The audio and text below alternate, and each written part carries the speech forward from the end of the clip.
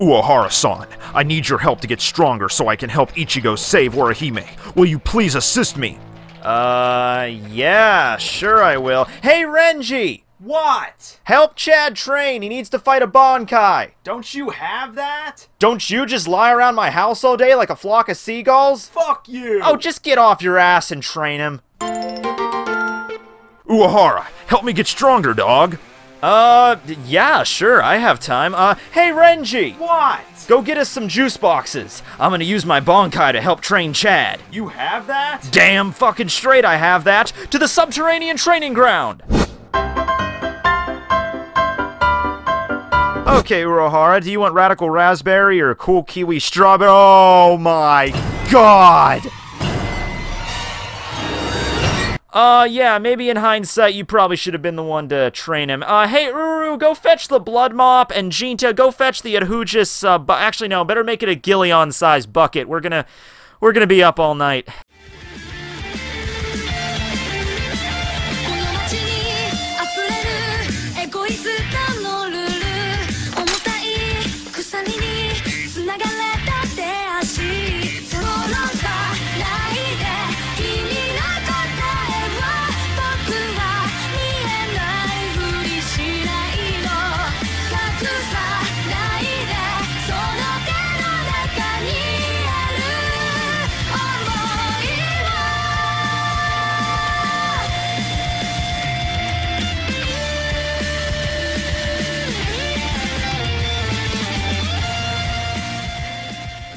Hey everybody, Tekken 101 here, here to review Bleach chapter number 5, titled The Princess Dissection. Princess, of course, referring to Benehime, Urahara Zanpakuto, the Red Princess, or Crimson Princess, I guess would be a better translation there. Alright, so Kubo effectively does that thing he likes to do where he goes back in time and basically takes up an entire page of a new manga chapter, just rephrasing and revisioning something that he showed last chapter, because last chapter ended with him actually releasing his Bankai, like we saw it behind him, but the entire first page here is like recapping the events we already saw. So Urahara is kneeling on the ground and he just says in this nonchalant way, even though he just had one of his eyes blown out of his head, he's just like, "Oh, looks like you're actually trying to kill me here, huh?" No shit, Urahara. You know, I could have figured Askin was trying to invite you to a tea party this whole time, but no, he might actually be trying to kill you. No, in seriousness, I know that that's all just going to be like his sarcasm, you know. He's like, "Oh, it looks like you're trying to kill me. Guess I have to go Bankai." But I think that's basically Urahara admitting that Askin is an opponent that he has to go Bankai in order to fight.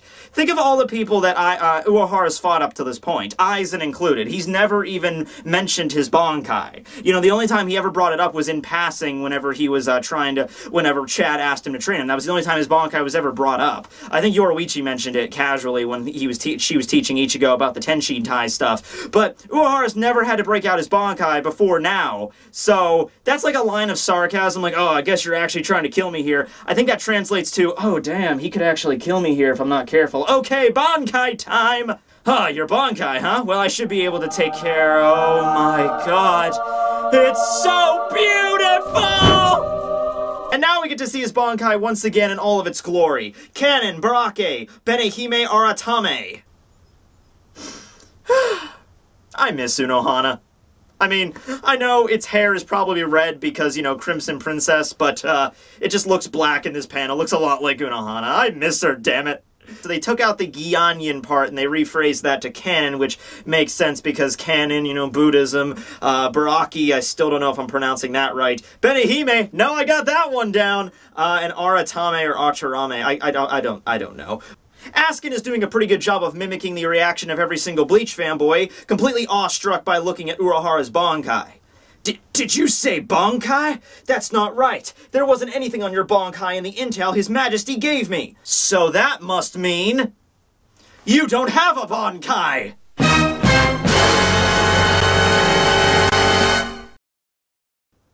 Or it could just mean that I haven't used it before. Yeah, but, you know, it would make more sense because, just shut up, okay? I have a visor. Visor! Ha! Your visor is nothing before my giant woman.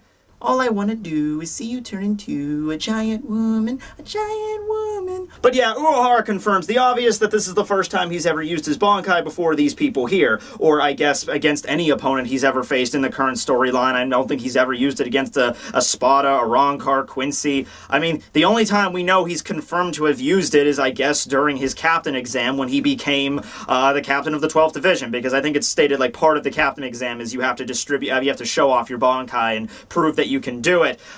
So other than that, I guess there is no confirmation of why, you know, he hasn't used it in battle. So what's the deal, Uehara? Askin even asks him flat out. So, hey, remember all those times in this series where the good guys decide to share with the bad guys what their powers do? Hey, do you want to give me a hint and just drop me a bone for this one? Because I honestly have no idea what to expect from this thing.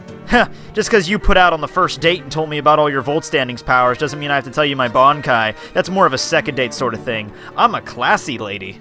Oh, well, you know, you do look very attractive, and I guess I'm open to... Hey, wait a second. Just shut up and tell me. Come on, man. Alright, fine, but I think it would be quicker if I just showed you. Oh, I really don't like the way you said... Oh my god! So in the next panel, Askin's arm, you know, from his shoulder all the way down to like the tip of his thumb just gets split right open. I'm kind of curious at what sound effect that made. If it just made like a zipper, like, or if it was just like a so yeah, even the little bracelets that, like the little rings that were rotating around him in his Volt Standing, they get separated too. So it's just like someone took a scalpel and just ran it right down Askin's arm. He seems to show no pain from it, or no like substantial injuries, like no blood or anything comes out. His brachial arteries should be fucking gone, but no, nothing like that. I'm more curious as the fact though that inside of Askin's arm it looks like another like dimension or something. So unless Askin turns out to be like Kirby, I don't really understand why you had to draw all that stuff in there. It should look more like this. I mean, I know there's limitations to manga and everything, but, I mean, if you drew, like, the muscle tissue being exposed and, like, bones and shit, Kubo, that would have been a lot more cooler to see. Not just this random-looking bloody things, I don't know. Anyway, Askin responds very appropriately to this. I think he responds to it a little bit better than you or I would. What the fuck, man? What the actual fuck? So he uses Hirinkaku to back up a little bit, and after he reaches a certain distance away from Uehara and his Bankai, the wound begins to suture back up and his arm goes back to normal. It doesn't seem like he has any lasting pain from it or anything like that. Uehara brings up it's quite impressive that he was able to react so cautiously, because most people upon, you know, seeing their arms split open like a freaking, you know, alien creature's about to swarm its way out of it, you know, might have a little bit of a more heart attack-y kind of reaction, but Askin's cool as the other side of the pillow, bro. He don't succumb to shit like that. Uehara mentions that while Askin might have believed that that was an attack just now, like Uehara is, you know, launching an attack to try to kill Askin, he states that it's not exactly that. His Bankai, Benehime Atarame, has the ability to reconstruct anything that it has touched. And Benehime Atarame reveals Uehara's face anew. His eyes are now restored, and he has a bunch of stitch marks on his face with, like, thread coming off them, like, the Bankai, like, you know, weave thread in Uehara's, like, skin and, like, reconstructed his eyes. The scars or the stitches look remarkably similar to the zombies that Mayuri showed, the Kurotsuchi Corpse Squad, or whatever he called it. The previous Rancor, you know, like Chiruchi, Dordoni, Lupe, and Charlotte Kuhorn. Now, I would just be saying, like normal people, I think, oh, there's no connection because, you know, one is Mayuri, one is Uehara. But look, last time I made that mistake is when Yuha Bach showed up, and he's like, oh yeah, everyone says he looks like Zangetsu. Yeah, there's probably no connection to Zangetsu. No, I'm not taking chances anymore, okay? Uehara was present in the R&D division, you know, and then Mayuri shows up with a bunch of zombies that happen to have stitch marks, and you tell me a legitimate reason how Lupe could come back from being bitch-seroed to death by Grimjow, where half of his body was fucking incinerated. And not even that, but you just look at the other Rancor, and I brought this up in the reviews, and I guess I'll leave links to those below when Mayuri was fighting against Giselle. But it's like some of the Rancor, like Charlotte Kuhlhorn, they had like stitches over their body, but Charlotte didn't die through bodily injury. You know, Yumachika basically just drained his Ryatsu until he was bone dry. There was no physical injuries on him, but Charlotte still has like stitch marks over his body, you know? So it would make sense, you know, if Uehara's looking around the lab and, you know, Mayuri still got the corpses sources of these Arrancar from Szayelaporro's lab, and he just had them. Maybe he was doing research on them for other reasons, but he couldn't revive them. And then Uehara comes along and he's like, oh man, I can fix these guys up. Bankai! And he stitches back all the bodies, you know, reconstructs Lupe's other half. You know, it would make more sense if like the bottom half of Lupe survived and, you know, Sayel kept that for research and then Uehara restored the rest of it. I think that makes way more sense to me, especially since when Mayuri uses his zombies, they all have different appearances. Like the eyes are different. Like he had a drug, but that kind of like overridden just cell zombies to make him his zombies. But these creatures right here don't look anything like either of them. So I'm going to say Uehara's there and Mayuri just decided to take the credit for it. You know, that seems like something he would do. You know, it's like, yes, these are my zombies that I brought to life because I'm Mayuri, you know? Well, anyway, yeah, so Uehara's face has been completely fixed and kind of looks like Professor Stein now from Soul Eater. Honestly, actually, that would be a really kick-ass crossover battle. Uehara versus Stein. Who do you think would win? Stein, of course, would have to use Mira or like a Death Scythe. But, yeah, I wonder who would win in that fight. We'll have to, maybe that might be the next crossover battle. I might revive that series just for this. But, yeah, a lot of people are pointing out the Professor Stein comparison, you know, so it's pretty cool. I love Soul Eater. Well, anyway, yeah, so Reconstruction is the ability. He jumps straight at Askin with his sword. He still has his cane sword. It's kind of like, I would say, similar to Tozen's, you know, because Tozen's Bankai, whenever he releases, oh, wait, hold on a second, I got this. Okay, Bankai, he does the ring, and he's like, Bankai. Suzumushi Shishushiki Enma Kurogi. There we go. I have to like reenact the scene for those really long Bankai names, but anyway, yeah, his Bankai opened up that giant dome, and his weapon while he was in the giant dome was like his normal Zanpakuto. So maybe that's Uehara's effect, you know, where he releases Benehime and then the actual spirit becomes like the woman behind him. But as for like a weapon, he can still use his traditional cane sword. Fun factoid: Benehime didn't always look like that in its sealed form. If you watch Turn Back the Pendulum, he actually had a traditional Zanpakuto with like a flower kind of guard on it, and it just goes to show that you can modify the sealed form of your Zanpakuto. I kind of wish that would have been used more often, you know, because in theory you can make like any weapon the sealed form of the Zanpakuto. You know, it could be like an axe or a hammer or a dagger, and it doesn't change until you go like the Shikai is always constant and the Bankai is always constant, but the sealed form can be anything. I just wish they would have taken more advantages of that to see a more diversity of weapons. But yeah, so Uehara just appears and cuts Askin's shoulder. The thread marks, the stitches, are kind of like staying around him, you know, like they're following him around, so I guess he can like manipulate them into like reconstruct anything he wants at like a will or whatever. But for right now though, it just kind of regresses to sort of like a straight-on fight. We see Askin break out, I guess, he uses like a weapon that's very similar to his wings. It has like the segmented patterns on it, so that's like his kind of makeshift staff or sword, and he's like, you know, parrying with Uehara, and he's like, what, your eyes have been healed? He's like, yes, they've been resurrected as well, of course. Now, here's where we get for a part in the chapter where I honestly don't understand what this is, alright? I've looked at this, I've come up with some theories, but it makes no fucking sense, alright? So, in the next panel, we see Uehara deconstructing his hand.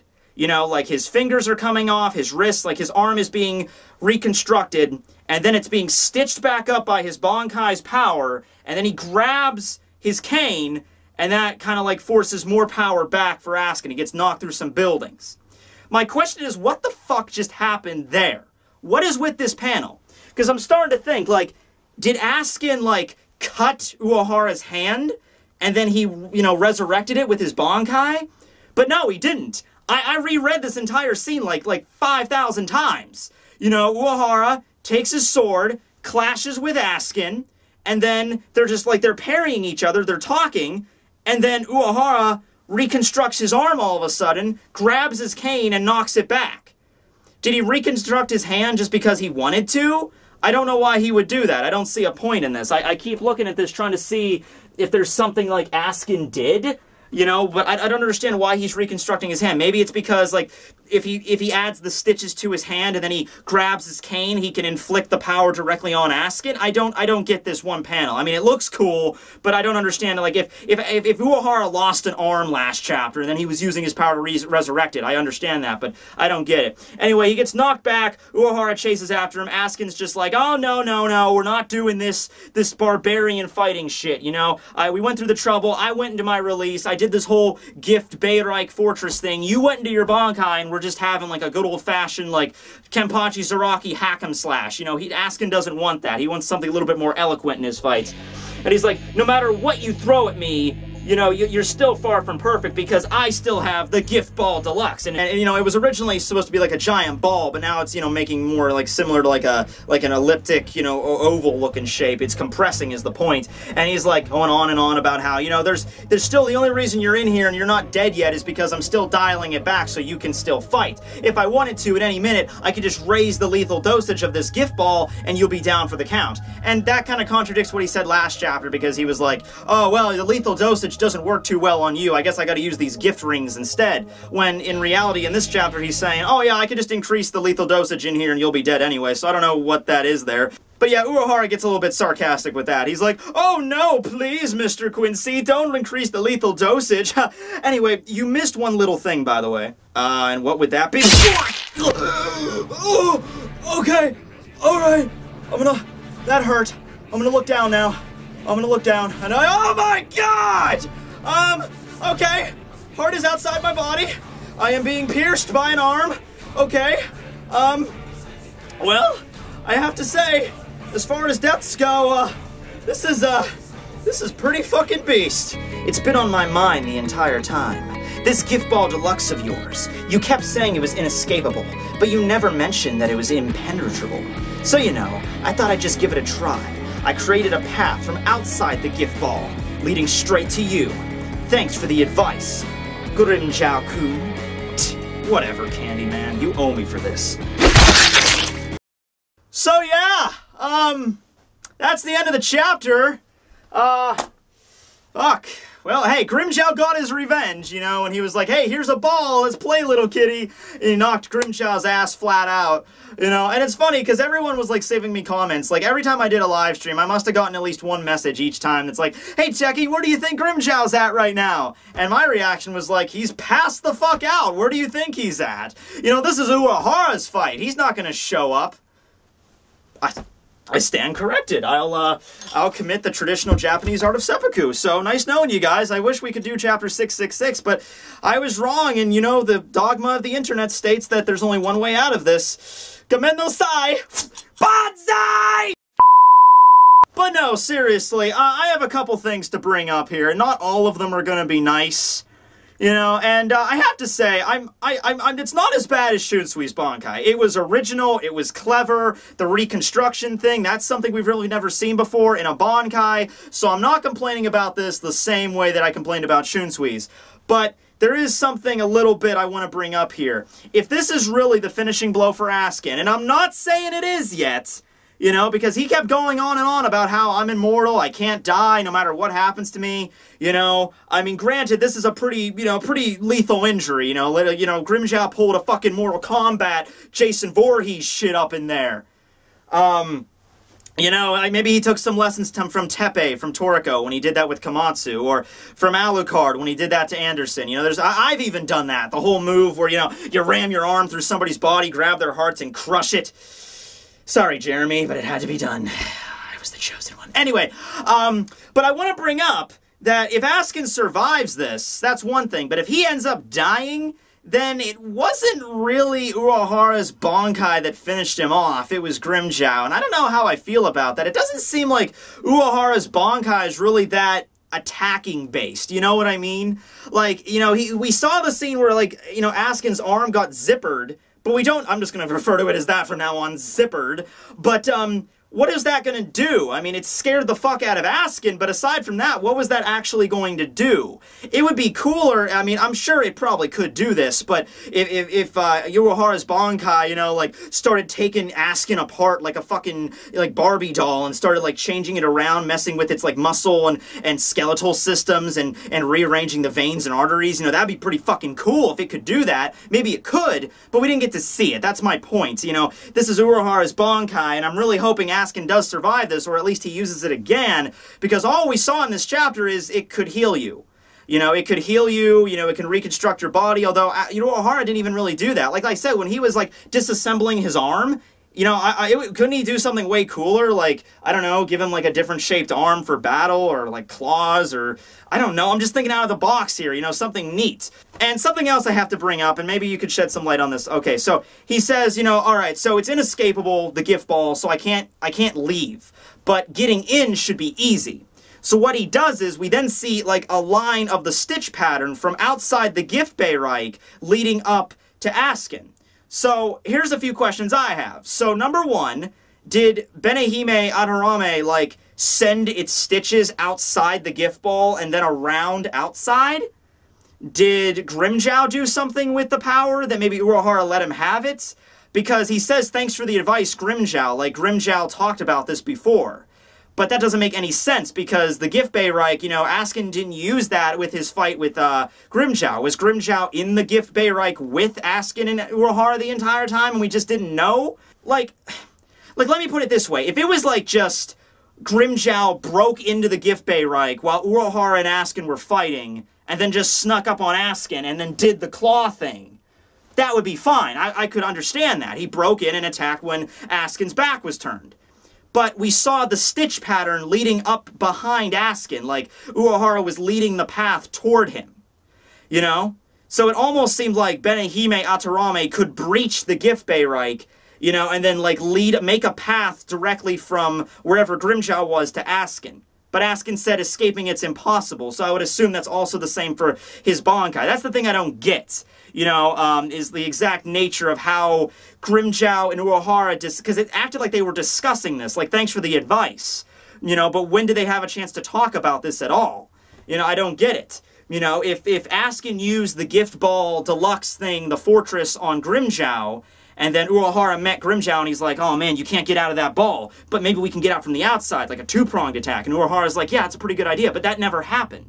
So, that's that. I mean, I'm a little bit confused on that little aspect, but still, it doesn't change the fact it's pretty awesome. I, for one, don't think Askin is dead yet, you know, but even if he does, even if he does take down from this, I want the final tally to be known. Askin Naklevar, Sternritter D, he managed to almost take, well, he took down Nimaya. If Nimaya didn't get any assistance from Korinji, he would have killed Nimaya. He took down Ichigo. He took down Chad and Orihime. He took down Yushiro. He took down Yoruichi. And it took Urahara going Bankai and Grimmjow going Resurrection working together before they could take this motherfucker down. And that's even if he's down, which he might not be. But even if he is, that's the number of shit that had to happen for this guy to die. We can all appreciate that man, alright? I mean, I know I fanboy over him all the time, but come on. Well, I like the reconstruction aspect of the Bankai, as I said. I'm thinking it had something to do with the zombies from Mayori's little collection. What do you think about that? I'm hoping there's a little bit more to it, because we didn't get to see too much of Benehime really doing anything. Some people have been asking about, like, what's the theme of Benehime, you know, because his Shikai abilities seem all over the place, you know, shields and attacks, and he can, like, you know, use, like, the explosions like fire, and the Bankai's resurrection. He's like, where's this all connect? What's the theme of his Benehime? I like to think it's like adaptation, or, you know, like he's a scientist, you know, so no matter what happens, he can always adapt to any situation for battle. If it's like a fight with Yami, which is like just brute force, then Urahara can use like a brute force attack. If it's a more like difficult kind of battle that you can't just properly attack and dodge, you know, you can use other techniques, you know, like Keto spells and everything. But, you know, like Mayori, I would say Urahara has like some sort of like modification factor with his Zanpakuto. Like, he can change what it is. You know, he just doesn't go as sadistic as Mayori does. But that's what Mayori does. He views his sword as like a tool to change and modify as he see fits. So maybe Urahara does it a similar way, he's just not that rough with it. But yeah, I'm glad to see Urahara, Bankai, of course. I'm glad to see Grimmjow back on the scene in his Resurrection. Resurrection doesn't really look that different from the last time he used it, so really nothing to comment on there. But I love the Mortal Kombat Fatality finishing move. This look on Askin's hilarious, by the way. You know, just like, it's like, well, what look, granted, do you give when you look down and you realize, oh shit, I can't believe you just ripped my heart out of my open chest cavity, and then you crushed it. But yeah, next chapter, we'll see, guys, we'll see. And again, guess what else is next chapter? Oh, and guess what else is next chapter? But yeah, I guess we'll see what's going on with this next chapter. Speaking of next chapter, by the way,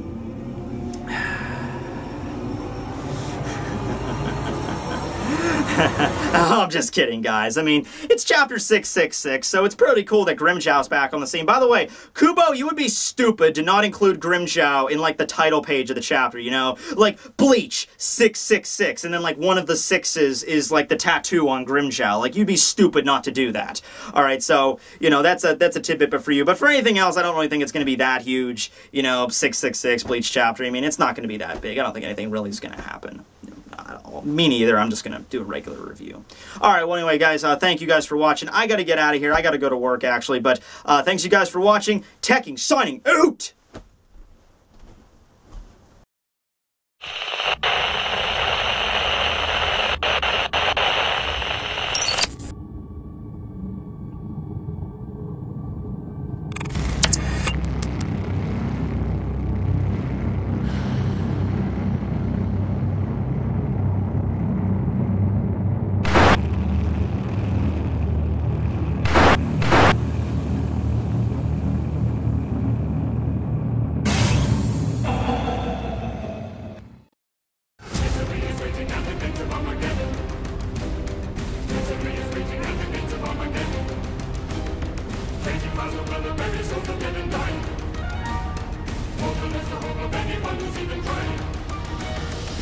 Misery is raging at the gates of Armageddon.